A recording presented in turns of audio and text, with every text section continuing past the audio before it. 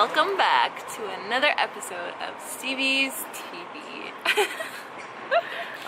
So this week is a special episode like we teased last week. This week, everything is going to be all dedicated to us going at the end of the video to see Black Panther. So we are, right now, we are about to go to my favorite comic book store, Two Cats, to go get some comics and also to kind of tell you guys a little bit about the history of him and then where we go from there. We're gonna go to an African art museum in downtown, so that's gonna be exciting. Just a little warning, this could get a little nerdy in this video. If you are a superhero fan, keep watching. If you're not, keep watching. It's gonna be good. Yeah, it's not just about nerding out, although that is fun. It also is a little bit about why this film in particular is so important and why we really are excited to go see it and to talk about it. So we're about to go have some fun. Yes. Let's do it.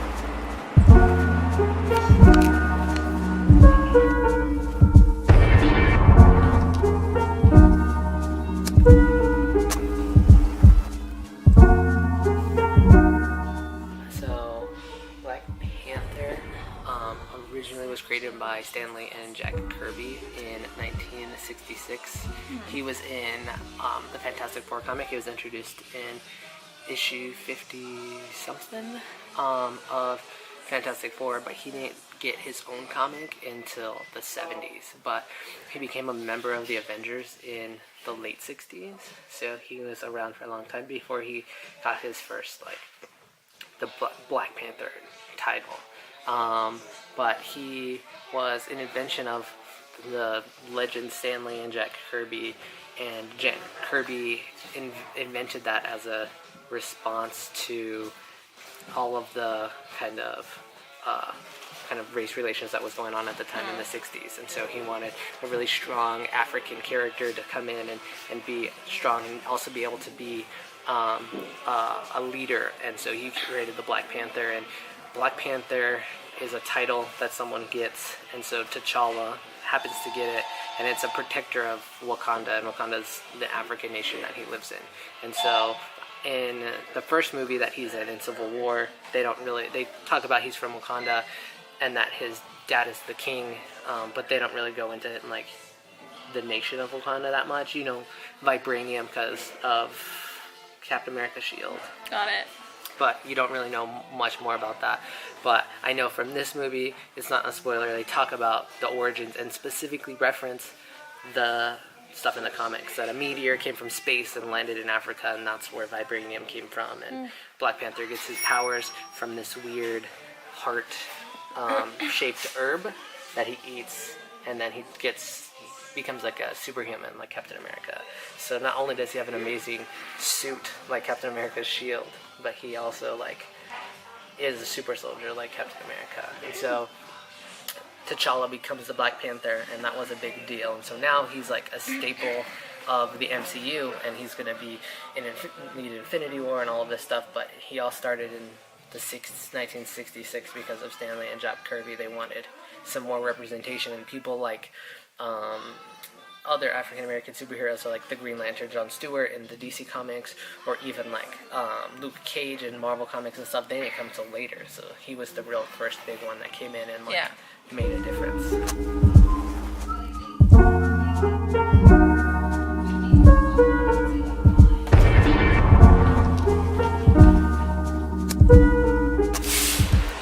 Guys, we got some, I got some comic books. What did you get? I got Black Panther 169 issue with all the Avengers, and then I got Black Panther, The Sound and the Fury #1. Yeah, so you got some reading to do. Yeah. You've been getting into some comics. Yeah. What are you reading right now besides these new ones that you're about to get into?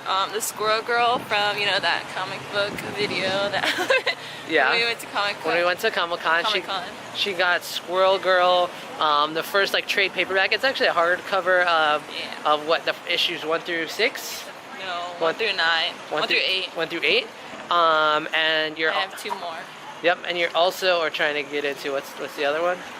Oh, The Runaways. Yeah. But I want a very specific one that I can't find in a lot of places, but it's okay.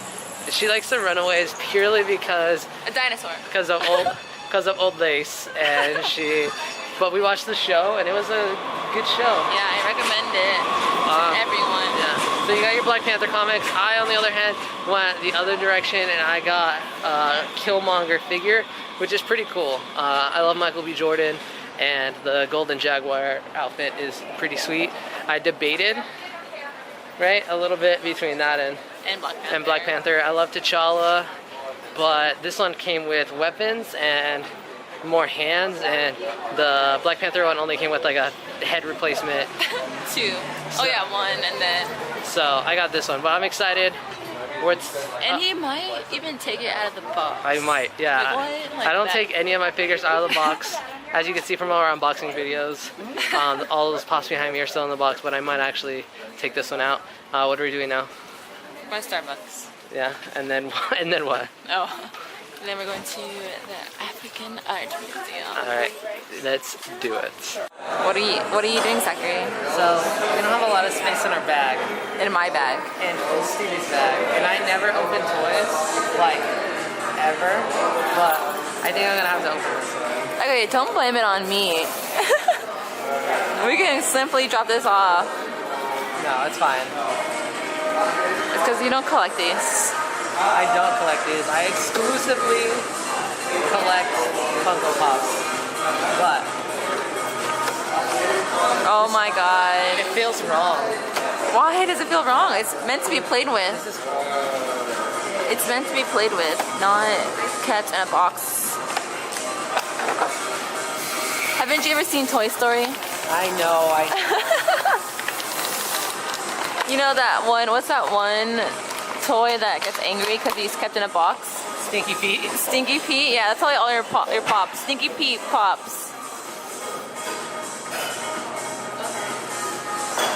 Let me see this thing. I got replaceable hands. Look at this. Look at this. And I got a leg. Whose leg is this, Zachary? Don, you should just sell this on eBay. So with these figures, they have a series of them, so you can see like there's a series of them, and they all come with a different body part. So you can't get this figure unless you buy all of them. Of course, that's how they make you get everything, right? Yeah.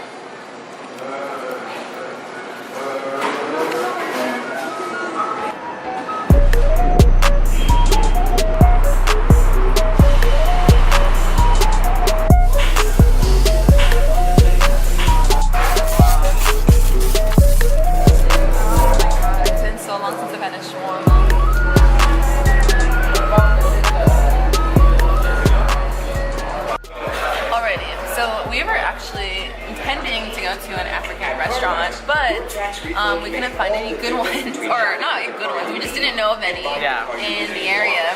So if you guys have any suggestions, feel free, and please comment below and let us know.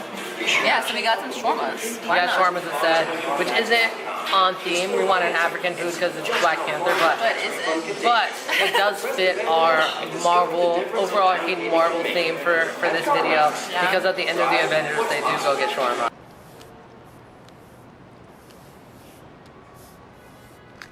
So our next stop after having lunch is, can you see it? Can you see it? MoAD, the Museum of African... How do you say it? Diaspora. We're at MoAD. But before we went in there, I just wanted to talk about so the reason why we're doing this is because this is a really big, important film. Some of you may not really understand why it's so important. This is the first movie in the MCU that features the main cast being people of color, and as someone who we are minorities, it's really exciting to see that. There's been people of color in supporting roles like War Machine and Falcon and stuff, but there's never really been a main character like that, which is really exciting. Like way back in the day there was Blade, but yes, the main character was a person of color, but the rest of the cast was all just normal white folks, which is like the standard most of the time. And so there is this guy, Dylan Marin. We were just talking about that on Twitter. He posted this thing, my sister actually retweeted, and that's how I found it, about he created this series of videos that are maybe at the most 5 minutes long of like big movies that you know of that are universal stories, so fantasy stories or just stories about people. And in all of those, in these videos, he edits together only the words spoken by people of color. And in Lord of the Rings, these giant, super long movies that which I've never completed, at least saw. that are fantasy movies in this fantasy world. These 3 movies that are 4 hours long each it's a 5-minute video with all the words spoken by the people of color, and there's only a couple characters, they only have a couple of lines, and the 3rd movie has 0 people of color that even say anything, and it's crazy. And the video for Into the Woods, it shows Into the Woods and it plays a little jingle and then it shows the credits, because there's literally no one of color that speaks in that movie. And so it's really crazy. And so stuff like that is why this movie is so important. It gives a whole culture, this African culture represents it. It represents people of color, these minorities, but it also like shows these really strong, empowered women in like positions of power and doing really great things. The smartest person in Wakanda is a woman, and she's only like 18 years old. And pretty awesome. It's the King's Guards are a group of these amazing, strong, awesome women, and like it's something that hasn't really been done before. And Wonder Woman was a really big one that showed like empowered women. Yay, Wonder Woman. And like that's an important thing. And like one thing that we were really excited about when we talked in videos was like Coco was a movie like all about Hispanic culture, which is something that we don't get very much in the mainstream, and it was something for me that was really exciting because I love Pixar and seeing that. But for a Marvel movie to represent minorities and people of color and like these amazing positions of power and like being superheroes and being like politicians and doing the greatest things in the world, being one of the smartest minds in the world, is something that's really important that we wanted to talk about and kind of represent here. And so yeah, for sure. I think also that it's a great time to be alive, to be able to get a witness like these great moments in life. Especially like, you know, I mean, we, not like our parents didn't get to, I mean, see a lot of like of that stuff, but I mean, it's great to be like in that moment and like experience all these great like moments for women, for minorities, and just continue to get to enjoy that and experience that and share that with the rest of the world. That's what it should be. And like we should be celebrating all these different cultures and, you know, all these like, I don't know, it's just really great. This whole thing is about inclusivity and like representation. And like as a kid, I always loved Spider-Man. But I connected with Spider-Man because he was a teenager, but he wore a mask, so like it didn't matter who he was underneath it. But like I would have loved as a kid to see a version of me on screen, and for people to be able to see that now is like a really big deal. I've seen all these posts on Instagram of these little kids like dressed up as Black Panther and stuff, because now they have a superhero to like represent them. And that's a really big deal, to make kids, boys and girls of color, be able to identify with someone on screen and be like, just because the color of my skin, just because of my like race, because of my gender, like that doesn't minimize what I could do in this world. You could be the smartest mind ever and create these amazing technological advancements, or you could be this incredibly strong, powerful warrior, regardless of what you look like and who you are. Like that is really important. All the possibilities and opportunities are endless, and we just support all of that, and we're excited. So let's head in to the museum and let's learn more. Great thing, it's free day. It is free day. We didn't know that it was free day, but Saturdays it's free. So we do try to show you guys as many like free events and stuff as possible, because like it's hard to like go out and spend money on a lot of things. So this is another opportunity for us to try out something free. So if you're ever in San Francisco, MoAD, like we always, you know, suggest, this is a great place to be. It's literally right around the corner from SF MoMA and like down the street from the Urban Buena Gardens. Very close to the downtown. So it's really great. Okay, let's get in.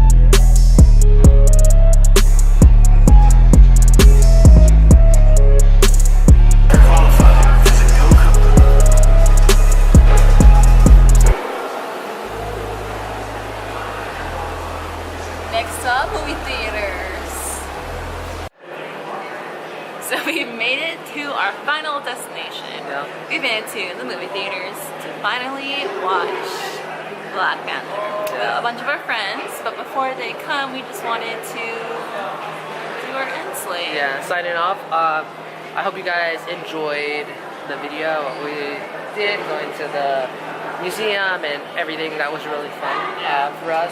It was a smaller museum, but it's still really cool. There's still a lot of really good stuff in there. Yes. We really hope that you guys can go watch this movie if you haven't already, or hopefully this video inspires you to go watch it, or at least take a little bit more notice about it. We really, like, you know, we dove into the culture, we experienced it, and it's a great thing to do if there's a African museum around you guys. Most definitely check it out. You know, go see, support the movie and everything that it's, you know, doing for everyone with, you know, supporting roles. Yeah, and yeah, it's inclusivity and allowing other people to kind of shine. So if you're still unsure if you want to see the movie, hopefully this video helped you. If not, here's a little clip. Now, is this your king? This ends today.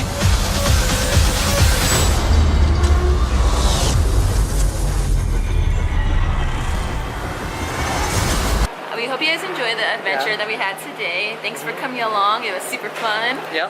If you guys haven't watched the movie yet, or if you are going to watch it, let us know what you guys thought about it. Put it in the comments below. Yes, we're super excited. We give this 10,000 thumbs up. We're all supportive.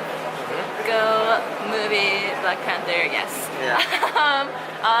And give us any suggestions that you guys have for next week or any other video. Yep. And like as always, make sure you like and subscribe. And yeah, that's our adventure. Let us know what you think. All of that stuff. It was real fun. Yes. Got handshake.